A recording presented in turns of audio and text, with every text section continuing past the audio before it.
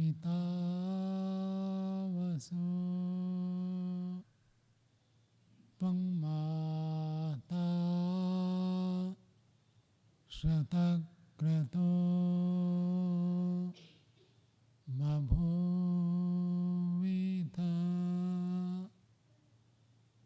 अधाते सुम्नमीमये।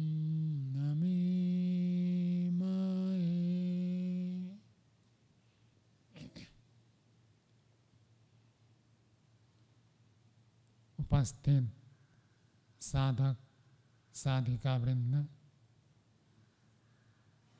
परमात्मा के असीम अनुग्रह से हम सब अपने जीवन को उन्नत करने के लिए प्रयत्नशील हैं। मनुष्य जीवन को सफल बनाने के लिए हम यहाँ पर सब एकत्रित हुए हैं।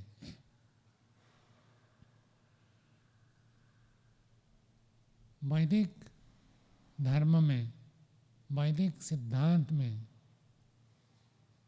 जीवन की सफलता दोनों प्रकार से संपन्न होता है। सफलता की प्राप्ति के लिए हमें दो प्रकार की उन्नति आवश्यक होती है। आप वेद मंत्रों से लेकर दर्शन शास्त्र पर्यंत अवलोकन करेंगे तो आपको यह प्राप्त होगा कि हमारा जीवन दो भाग में विभक्त है, एक बाह्य जीवन और एक आंतरिक जीवन। एक भौतिक जगत के साथ हमारा जीवन संपृक्त है और एक अंतःकरण आंतरिक रूप से हमारा जीवन संपृक्त है। और इन दोनों की सिद्धि सफलता जहाँ होती है वही धर्म है। महर्षि कणाद वैशेषिक दर्शन में प्रतिज्ञा करते हैं कि मैं धर्म की व्याख्या करूँगा। फिर आगे बताते धर्म क्या है, तो बताते यतो अभ्युदय निःश्रेयस सिद्धि सधर्म, जिससे अभ्युदय की सिद्धि, अभ्युदय की प्राप्ति होती है और निःश्रेयस की प्राप्ति होती है, उसका नाम है धर्म। अभ्युदय क्या है? ये जो हम भौतिक ऐश्वर्य को देखते हैं, अभिमुख बोध, हमारे सम्मुख जो ऐश्वर्य विद्यमान है उसको दार्शनिक शब्दों में अभ्युदय कहते हैं। ये हमारा जो इंफ्रास्ट्रक्चर खड़ा है इसको हम कहेंगे ये अभ्युदय है। लेकिन केवल अभ्युदय का नाम धर्म नहीं है, उसके साथ साथ निःश्रेयस बताया। ये अभ्युदय निश्चित रूप से श्रेयस है, कल्याण है। श्रेय शब्द का अर्थ होता है कल्याण, श्रेय शब्द का अर्थ होता है सुखदायी, श्रेय शब्द का अर्थ होता है उन्नत। ये निश्चित है, यदि ऐसी व्यवस्था नहीं होती तो हम यहाँ सुखपूर्वक नहीं रह सकते थे और अध्यात्म में गति के लिए भी प्रयत्न नहीं कर सकते थे। उत्तम व्यवस्था है तो हम संध्या कर पाते हैं, यज्ञ कर पाते हैं, स्वाध्याय करते हैं, पठन पाठन करते हैं। ये आवश्यक है, ये कल्याणकारक है। लेकिन नितराम कल्याण जो है उसको कहते हैं निःश्रेयस। अभ्युदय की प्राप्ति और निश्रेयस की प्राप्ति, दोनों की प्राप्ति जिससे होती है उसका नाम है धर्म। गुरु जी भी कक्षा में बता रहे थे, ऋषि लोग जो भी कहते हैं वेद की बात बताते हैं, ईश्वर की बात बताते हैं। ये महर्षि कणाद ने वैशेषिक दर्शन में बताया। अब इसका मूलभूत हम देखना चाहें तो हमको यजुर्वेद में प्राप्त होता है, जो ईशोपनिषद के नाम से भी प्रसिद्ध है। वहाँ पर मंत्र आता है, विद्यां च अविद्यां च यस्तद्वेदो भयं सः अविद्यया मृत्युम तीर्त्वा विद्यया अमृतम अश्नुते। विशेष बात बताई गई है। विद्या और अविद्या दोनों को हमें साथ साथ जानना है। यदि विद्या नहीं है तो जीवन पूर्ण नहीं है, अधूरा रहेगा, सफलता नहीं है। और वह अविद्या शब्द विशेष अर्थ में प्रयुक्त है। अविद्या का अर्थ विद्या से भिन्न लेकिन विद्या के सदृश। जैसे ब्राह्मण एक मनुष्य है, आप ब्राह्मण कहेंगे तो क्या होगा? ब्राह्मण एक मनुष्य है तो आप ब्राह्मण कहने से क्या लेंगे हम? ऋषि जी समझ में आया? प्रश्न नहीं है। आप ब्राह्मण कहने से क्या ग्रहण करेंगे?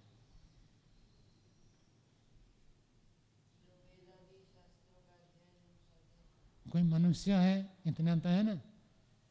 लेकिन मैं कहूँगा ये घड़ी, ये अब्राह्मण है या नहीं है?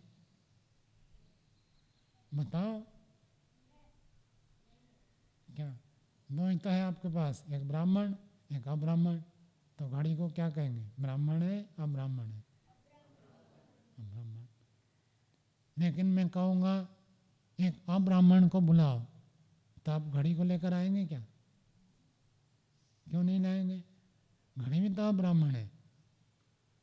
ये व्याकरण पढ़ेंगे ना, आगे आपको बोध होगा, बहुत मजा आएगा, आनंद आएगा। शास्त्रों को समझने के लिए जो विधा है वो प्रस्तुत किया है।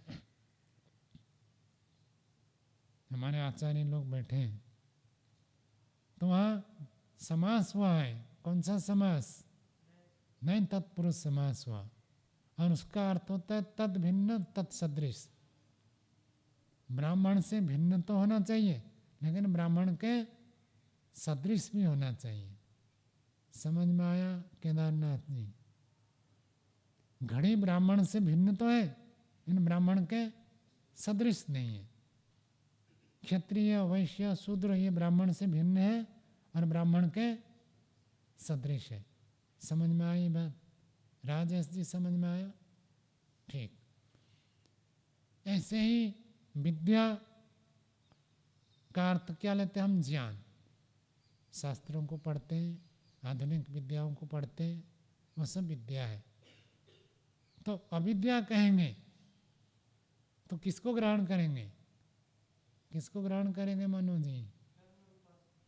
क्योंकि विद्या शब्द का अर्थ था ज्ञान, और उसके सहचरित जो है कर्म और उपासना है। ज्ञान, कर्म, उपासना तीनों एक वर्ग में। जैसे ब्राह्मण, क्षत्रिय, वैश्य, शूद्र एक वर्ग में मनुष्य। ऐसे ही जब अविद्या कहेंगे, अविद्या का अर्थ मिथ्या ज्ञान भी होता है, लेकिन जब विद्या के साथ अविद्या को कहेंगे तो विद्या का अर्थ होगा ज्ञान और अविद्या का अर्थ होगा कर्म और उपासना। तो जो व्यक्ति कर्म करेगा और कर्म करने से जो वस्तुओं की प्राप्ति होती है, धन की प्राप्ति होती है, उपलब्धियां होती हैं, उनको हम जब उपयोग करते हैं, प्रयोग करते हैं, भोग करते हैं, उसका नाम है उपासना। ये कर्म और उपासना करेंगे तो क्या होगा? मृत्युम तीर्थवा। जो व्यक्ति काम नहीं करेगा वो भूखे मरेगा। भोजन रखा है और खाएंगे नहीं, उपासना नहीं करेंगे तो मरेंगे। तो अविद्या के द्वारा क्या होता है, मृत्यु को हम तर जाते हैं, लेकिन उसमें इतना होगा जीवित रह सकते हैं, खाना पीना जीना ये तो हो जाएगा, लेकिन जो आंतरिक तृप्ति है वो प्राप्त नहीं होगी। कर्म करते करते सांसारिक विषयों को, वस्तुओं को, पदार्थों को भोग करते करते कोई व्यक्ति तृप्त हो जाएगा, ये नहीं हो सकता। ठीक है, यदि इनका प्रयोग नहीं करेंगे तो मरना पड़ेगा, भोजन नहीं करेंगे तो मृत्यु हो जाएगी, सर्दी गर्मी से बचने के लिए मकान नहीं बनाएंगे।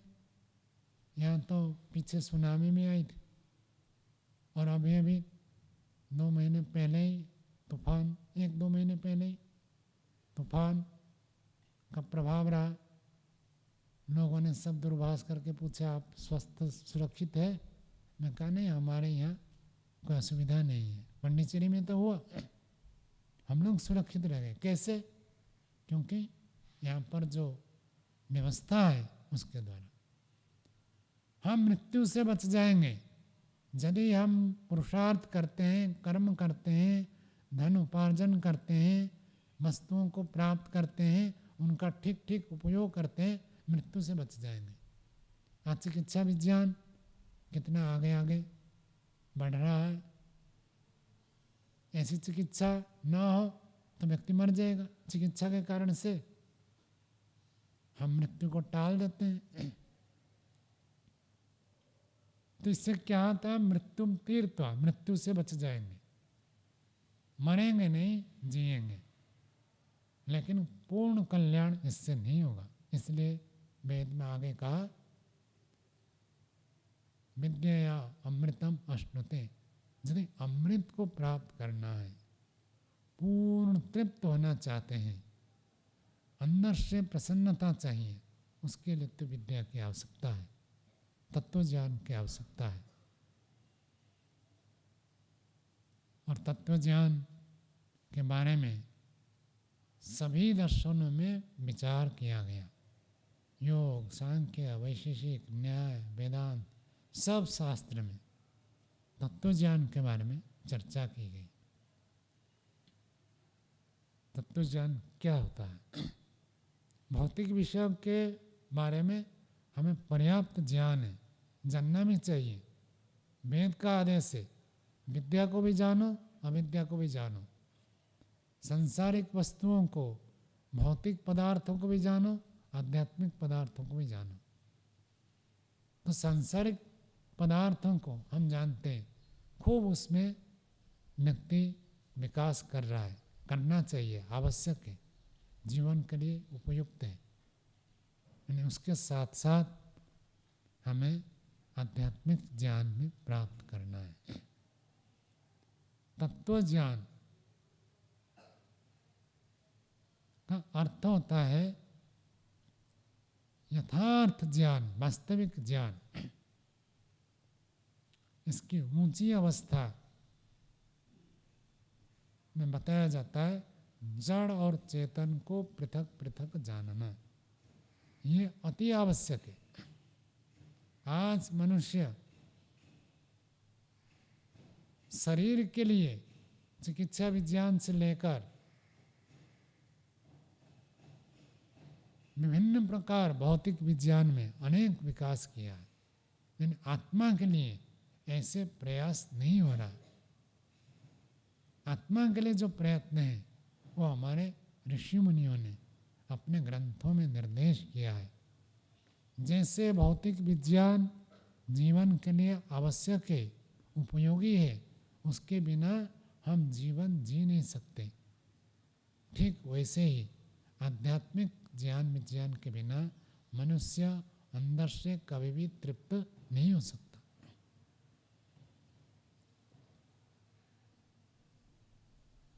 अध्यात्म का सीधा संबंध है आत्मा परमात्मा के साथ। व्यक्तित्व,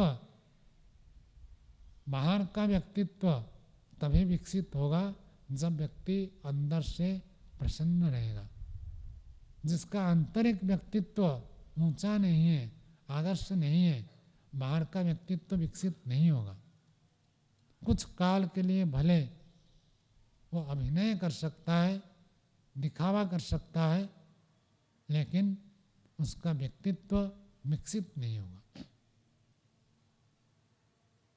अंदर का व्यक्तित्व विकसित करने के लिए सीधा सीधा ईश्वर के साथ संबंध जोड़ना आवश्यक है। यदि हम जीवन में आध्यात्मिक उन्नति को प्राप्त करना चाहते हैं, जिसको वेद मंत्र कहता है अमृतम अश्नुते, उस अमृत तत्व को प्राप्त करना चाहते हैं, व्यक्ति यदि अंदर से तृप्त हो तो उसके चेहरे में अलग भाव आएगा, उसके व्यवहार में अलग भाव आएगा, उसकी वाणी अलग प्रकार होगी, उसके विचार अलग प्रकार के बनेंगे, निश्चित है। और जो व्यक्ति भूखा है, संस्कृत में एक पंक्ति आती है मुमुक्षितम किम न करोति पापम, जो भूखा है वो कोई भी पाप कर सकता है। भूखा केवल व्यक्ति भोजन से भूखा नहीं होता है, शारीरिक भूख तो भोजन की है। मन की यदि भूखा, मन में यदि एक व्यक्ति भूखा है, व्याकुलता है, तृप्ति नहीं है, अशांत है, बेचैन है, वो कितना भी बाहर प्रयत्न करे उसका व्यक्तित्व विकसित नहीं होगा। अंदर से तृप्त होना आवश्यक है, और अंदर से तृप्ति के लिए परमात्मा के साथ संबंध आवश्यक है।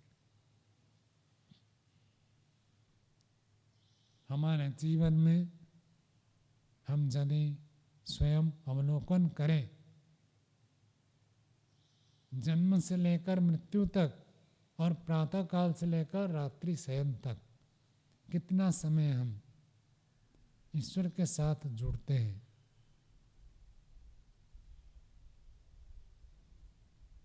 क्यों ईश्वर के प्रति हमारे रुचि, हमारे प्रीति, हमारा आकर्षण नहीं बनता है? उसका कारण है, उसके बारे में हमने बहुत कम सुना है। अभी आधा घंटा हम सत्संग में बैठते हैं, सुनते हैं, लेकिन दिन भर यहाँ तो चलो शिविर में है, दिन भर हमारी वही चर्चा चलती है। इन सामान्य व्यक्ति जब रहता है तो दिन भर उसका विचार, दिन भर उसका व्यवहार, दिन भर उसकी वाणी ईश्वर से अतिरिक्त विषय पर ही होता। वो अधिक समय, हम अधिक शक्ति उसी में लगाते हैं, इसलिए उसका प्रभाव अधिक रहता है। ईश्वर के बारे में चिंतन बहुत थोड़ा करते हैं, कम करते हैं। तो प्रश्न उठेगा, क्या दिन भर हम सब काम छोड़कर केवल ईश्वर के लिए बैठ जाए? ऐसा नहीं है, वेद में ऐसे निर्देश नहीं है। और ऐसा भी नहीं है कि आधा समय हम जीवन में इसके लिए लगे ना। दिन में 24 घंटा है, सोने का समय छोड़ दे और दिनचर्या छोड़ दे, बाकी समय को आधा आधा कर दे, ऐसा भी नहीं है। तो फिर कैसे हमारा ईश्वर के साथ संबंध अधिक बनेगा? केवल विचारों को बदलना है, भावनाओं को बदलनी है। माँ घर में रहती है, बच्चा मान लीजिए विदेश में है, वो आने वाला है, माँ भोजन भी बनाती है तो उसका चिंतन रहता है मेरे बेटे को ये भोजन पसंद है, ऐसी चीज़ पसंद है, ये पसंद है, वो चीज दिमाग में वही चलता है, काम अलग करती है। ऐसे ही ऋषियों ने कहा है, प्रत्येक काम करते हुए हम ईश्वर के साथ संबंध जोड़कर उस कार्य को कर सकते हैं। ईश्वर के प्रति संबंध जोड़ने के लिए हम सुबह शाम ध्यान के लिए बैठते हैं वो निश्चित है। उसके अतिरिक्त समय के लिए जितने भी कार्य करते हैं हम दिन भर में, उस दिन भर के कार्यों को करते हुए भी हम ईश्वर के साथ संबंध बनाए रख सकते हैं। और यदि उस कार्य का मुख्य प्रयोजन, मुख्य लक्ष्य हम ईश्वर के साथ जोड़ देते हैं, वो कार्य भी यज्ञ बन जाता है। यदि हम ईश्वर के साथ संबंध जोड़ते हैं, वही कार्य हमें मुक्ति की ओर बढ़ाएगा। और यदि ईश्वर को छोड़कर उसी कार्य को हम स्वार्थ के साधन के लिए करते हैं, वो हमें पुनर्जन्म की ओर ले जाएगा। कार्य वही है, लेकिन केवल विचार बदल जाए, भावना बदल जाए, तो उसका परिणाम अलग हो जाता है। तो ऋषियों ने जो बताई है, जो बात बताई है, उसको हम समझना आवश्यक है। ठीक से यदि समझ जाते हैं, यही जीवन हमारा कल्याणकर हो जाता है। और यदि व्यक्ति उसको ठीक से ना समझे, पूरा जीवन समाप्त हो जाता है, उपलब्धि कुछ नहीं होती है। बस एक काम करना है, ईश्वर के प्रति महत्व बुद्धि उत्पन्न करना है। क्या बताया अद्वैत जी, बताओ। हाँ, केदारनाथ जी बताओ। महत्व बुद्धि। महत्व का अर्थ होता है बड़ा, महत्व का अर्थ होता है विशेष, महत्व का अर्थ होता है श्रेष्ठ। ईश्वर हमारा जितना उपकार करता है, कर रहा है, करेगा, उतना उपकार कोई नहीं कर सकता। और हमारे मस्तिष्क में ये बात स्थिर हो जाए, संसार के सभी मनुष्य और संसार में जितने प्राणी जड़ वस्तु है, सब मिलकर इतना हमारा उपकार नहीं कर सकते, अकेला ईश्वर जितना हमारा उपकार करे।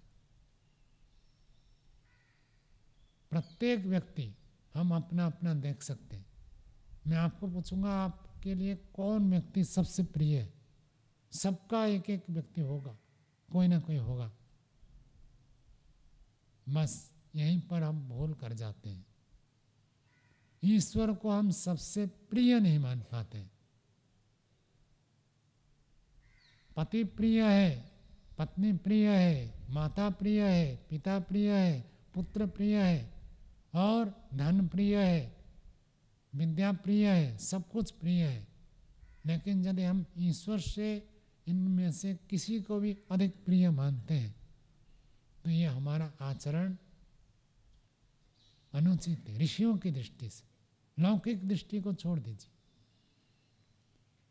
और जो व्यक्ति हमारा जितना उपकार कर सकता है, उसको यदि हम छोड़ देते हैं, कम उपकार करने वाला को हम अधिक महत्व देते हैं, तो परिणाम भी वैसे आएगा।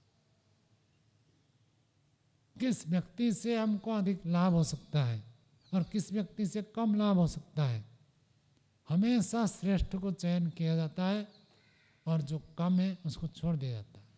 सब जगह नियम है। बाजार आप जाते हैं, सब्जी भी खरीदते हैं, एक दुकान में ताज़ी सब्जी है और एक दुकान में एक दिन पुराना है, तो कौन सा हम खरीद कर लाएंगे? और उसी में भी आप माने फल खरीदते हैं, एक फल बहुत अच्छा है, पका हुआ है,